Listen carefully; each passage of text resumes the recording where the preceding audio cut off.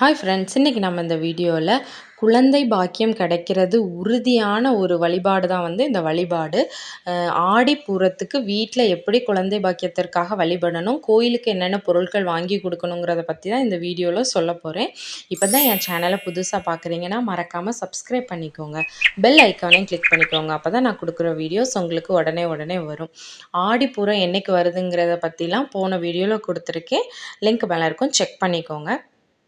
ஆடிப்பூரம் புதன்கிழமை வர்றனால அந்த நாளில் காலையிலேருந்து நைட்டு வரை இருக்குது. அதனால் நீங்கள் அந்த ஃபுல் டேயில் எப்போனாலும் இந்த இதை பண்ணிக்கலாம்.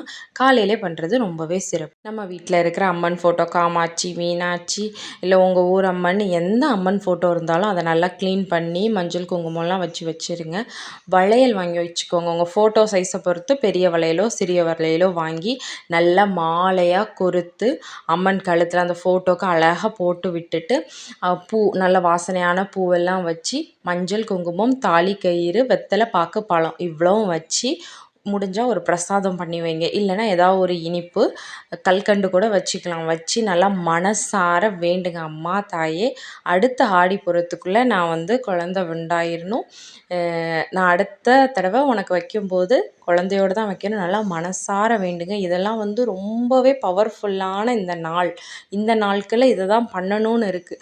இந்த பூஜைகளை நம்ம பண்ணும்போது கண்டிப்பாக நடக்கும். ஆடிப்பூரம் அன்னைக்கு மனசார வேண்டிட்டு நீங்கள் இதை உங்கள் வீட்டில் பண்ணுங்கள்.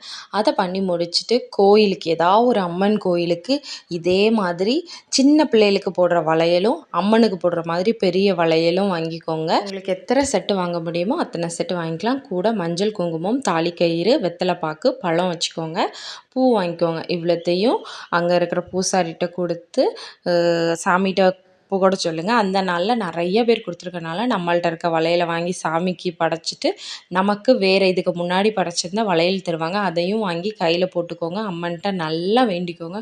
ரொம்பவே சிறப்பான இந்த நாளில் நீங்கள் இந்த ஒரு எளிமையான இதை பண்ணும்போது உங்களுக்கு கண்டிப்பாக அடுத்த ஆடிப்பூரத்துக்குள்ளே குழந்தை பாக்கியம் இருக்கும்.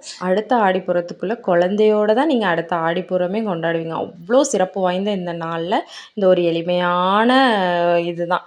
வளையல் வாங்கி அம்மனுக்கு கொடுங்க. வீட்டில் இருக்க அம்மனுக்கும் வளையல் மாலை போட்டு நல்லா வழிபடுங்க. ரொம்ப சிறப்பான வழிபாடு. அம்மனுக்கு வளையல் மாலை போடுறதுனா 6 to 7 காலையில் போடுங்க. அந்த டைம் முடியாதவங்க 9 to 10 மணிக்கு பண்ணிக்கலாம். இல்லை ஈவினிங் 6 மணிக்கு மேலேயும் பண்ணி. இப்போ தான் என் சேனலை புதுசாக பார்க்குறீங்கன்னா மறக்காமல் சப்ஸ்கிரைப் பண்ணிக்கோங்க.